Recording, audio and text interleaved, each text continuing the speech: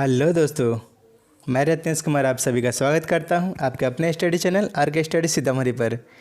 आज हम लोग जनरल कंपटीशन के संविधान के 10 इम्पोर्टेंट क्वेश्चन को व्याख्या सहित पढ़ने वाले हैं ताकि हमें समझने में आसानी हो। ये क्वेश्चन काफ़ी इम्पोर्टेंट है। अगर आप बिहार पुलिस, दरोगा, आरपीएफ, ग्रुप डी, एनटीपीसी आदि की तैयारी करते हैं तो ये वीडियो आपके लिए है। अगर आप 10 में से 8 क्वेश्चन का सही जवाब देते हैं तो आपका जीके बहुत अच्छा है, और अगर आप 8 से कम सही उत्तर देते हैं तो आपको अभी और तैयारी की ज़रूरत है। तो चलिए देर न करते हुए वीडियो शुरू करते हैं। हमारा पहला क्वेश्चन है, B.R. अम्बेडकर और महात्मा गांधी के मध्य सन 1932 में हस्ताक्षरित पुनः समझौते में प्रावधान क्या था?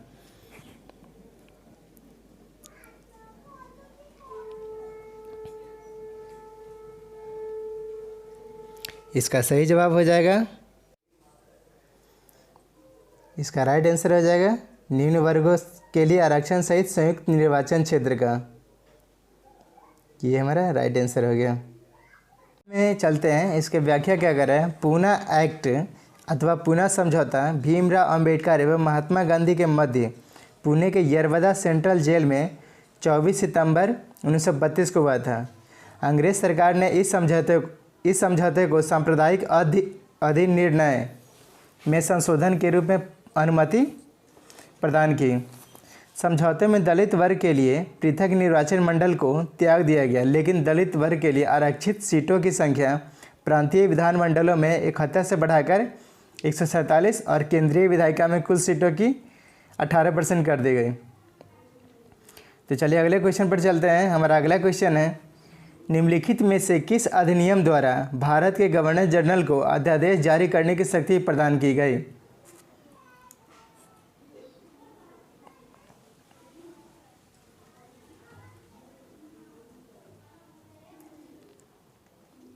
इसका राइट आंसर हो जाएगा भारतीय परिषद अधिनियम 1861। चलिए इसके व्याख्या में चलते हैं। भारतीय परिषद अधिनियम 1861 भारत के संवैधानिक इतिहास की एक युगांतकारी तथा महत्वपूर्ण घटना है। यह मुख्य रूप से 2 कारणों से विशेष है। एक तो यह कि इसने गवर्नर जनरल को अपनी विस्तारित परिषद में भारतीय जनता के प्रतिनिधियों को नामजद करके उन्हें विधायिक कार्य से संबद्ध करने का अधिकार प्रदान किया, तथा दूसरा यह कि इसने गवर्नर जनरल की परिषद की विधायी शक्तियों को विकेंद्रीकरण कर दिया, जिसे बम्बई और मद्रास की सरकारों को भी विधायी शक्तियाँ प्रदान की गई। तो चलिए नेक्स्ट क्वेश्चन की तरफ चलते हैं। हमारा अगला क्वेश्चन है, रेगुलेटिंग एक्ट कब पारित हुआ, कब पारित किया गया?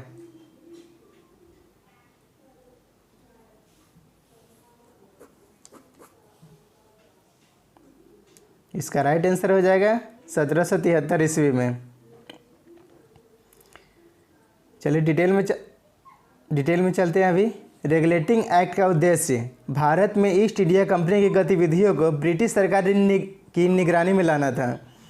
इसके अतिरिक्त कंपनी की संचालन समिति में आमूल-चूल परिवर्तन करना तथा कंपनी के राजनीतिक अस्तित्व को स्वीकार कर उसके व्यापारिक ढांचे को राजनीतिक कार्यों के संचालन योग्य बनाना भी इसका उद्देश्य था। इस अधिनियम को 1773 ईस्वी में ब्रिटिश संसद ने पास किया तथा 1774 ईस्वी में इसे लागू कर दिया। चलिए अगले क्वेश्चन की तरफ चलते हैं। हमारा अगला क्वेश्चन है, भारत के गवर्नर जनरल को किस एक्ट के द्वारा अपनी समिति के निर्णयों को अस्वीकार करने का अधिकार मिला?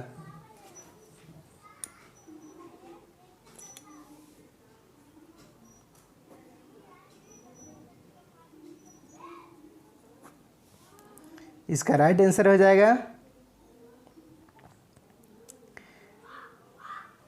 1786 अमेंडमेंट एक्ट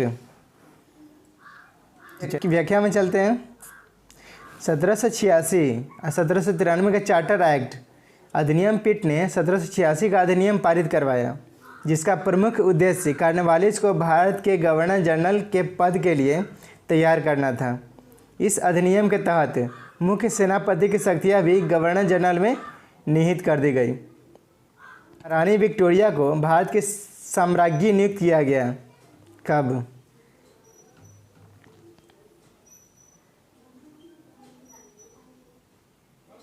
इसका राइट आंसर हो जाएगा 1876 ईस्वी में। महारानी विक्टोरिया का 1876 ईस्वी में भारत के सम्राज्ञी नियुक्त किया गया। तो चलिए इसके व्याख्या में चलते हैं। महारानी विक्टोरिया ग्रेट ब्रिटेन में महारानी विक्टोरिया ग्रेट ब्रिटेन और आयरलैंड के महारानी के रूप में सिंहासन पर आरूढ़ हुई। 1877 ईस्वी में उन्हें भारत के साम्राज्ञी घोषित किया गया था। अपने उदार विचारों के कारण ही वह भारतीय जनमानस में प्रसिद्ध हुई थी। मात्र 18 वर्ष की उम्र में ही विक्टोरिया राजगद्दी पर आसीन हो गई। भारत का शासन प्रबंध 1858 ईस्वी में ईस्ट कंपनी के हाथ से लेकर ब्रिटिश राजसत्ता को सौंप दिया गया। इसकी जो उद्घोषणा महारानी के नाम से की गई उससे भारतीयों में जनप्रिय हो गई, क्योंकि ऐसा विश्वास किया जाता था कि उद्घोषणाओं में जो उदार विचार व्यक्त किए गए थे वे उनके निजी और उदार विचारों के प्रतिबिंब स्वरूप थे। चलिए अगले क्वेश्चन की तरफ चलते हैं। हमारा अगला क्वेश्चन है, साम्राज्ञी विक्टोरिया ने 1858 की घोषणा में भारतीयों को बहुत सी चीज़ें दिए जाने का आश्वासन दिया था।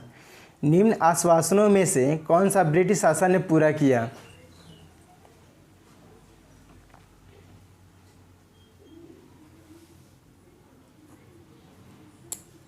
इसका राइट आंसर हो जाएगा देसी रजवाड़ों की यथास्थिति बनाई रखी जाएगी। इसके डिटेल में चलते हैं।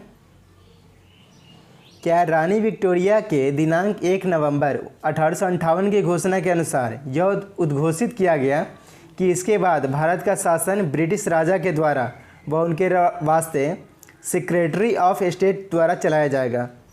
गवर्नर जनरल को वायसराय की पदवी दी गई, जिसका अर्थ था कि वह राजा का प्रतिनिधि था। हमारा अगला क्वेश्चन है, मिंटो मार्ले सुधार का उद्देश्य क्या था?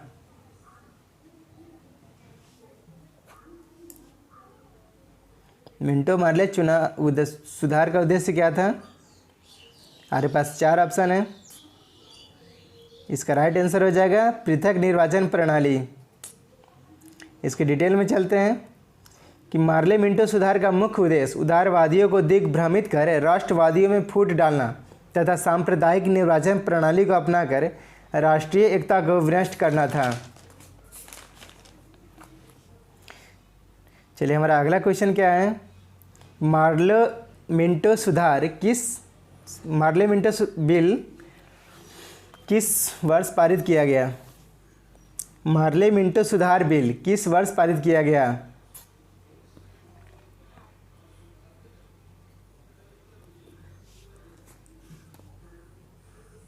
इसका राइट आंसर हो जाएगा 1909 में। चलिए इसकी डिटेल। हमारा अगला क्वेश्चन है, मुसलमानों के लिए अतिरिक्त निर्वाचक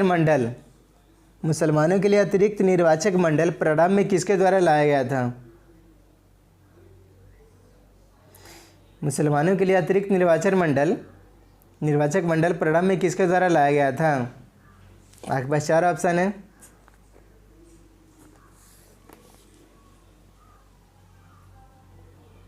इसका राइट आंसर हो जाएगा मार्ले मिंटो सुधार 1909 में। इसके डिटेल में चलते हैं। वर्ष 1909 में भारत परिषद अधिनियम, जिसे मार्ले मिंटो सुधार भी कहा जाता है, लाया गया। इस अधिनियम द्वारा चुनाव प्रणाली के सिद्धांत को भारत में पहली बार मान्यता मिली। गवर्नर जनरल की कार्यकारी परिषद में पहली बार भारतीयों को प्रतिनिधित्व मिला तथा केंद्रीय एवं विधान परिषदों के सदस्यों को सीमित अधिकार भी प्रदान किए गए। हमारा अगला क्वेश्चन है, 1909 के इंडियन काउंसिल एक्ट में किस बात की व्यवस्था की गई थी? आपके पास 4 ऑप्शन है। इसका राइट आंसर हो जाएगा सांप्रदायिक प्रतिनिधित्व की। इसके डिटेल में चलते हैं। 1909 ईस्वी के भारत शासन अधिनियम को भारत सचिव और वायसराय के नाम पर मार्ले मिंटो सुधार भी कहा जाता है। इसका निर्माण उदारवादियों को संतुष्ट करने के लिए किया गया था। लॉर्ड मिंटो को सांप्रदायिक निर्वाचन मंडल का पिता कहा जाता है क्योंकि उन्होंने इन सुधारों के माध्यम से पृथक निर्वाचन मंडल के सिद्धांत का प्रारंभ किया। भारतीय राष्ट्रीय कांग्रेस ने 1909 ईस्वी के अपने अधिवेशन में इस अधिनियम के अन्य सुधारों का तो स्वागत किया, लेकिन धर्म के आधार पर पृथक निर्वाचन मंडलों की स्थापना के प्रावधान का विरोध किया। तो चलिए अगले क्वेश्चन की तरफ चलते हैं। ये हमारा लास्ट क्वेश्चन है। मॉन्टेग्यू चेम्सफोर्ड सुधार में प्रावधानों का सार था। मॉन्टेग्यू चेम्सफोर्ड सुधार में प्रावधानों का सार क्या था? आगे बस 4 ऑप्शन है।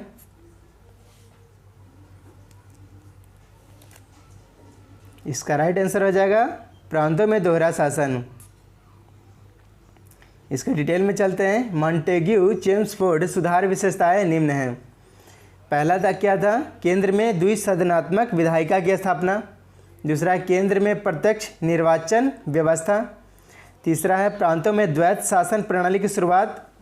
और चौथा, लोक सेवा आयोग का गठन किया गया था। और पहली बार महिलाओं को मत देने का अधिकार मिला था। सीमित मात्रा में सही, लेकिन मत देने का अधिकार महिलाओं को पहली बार मिला था। केंद्रीय बजट को राज्य बजट से अलग किया गया।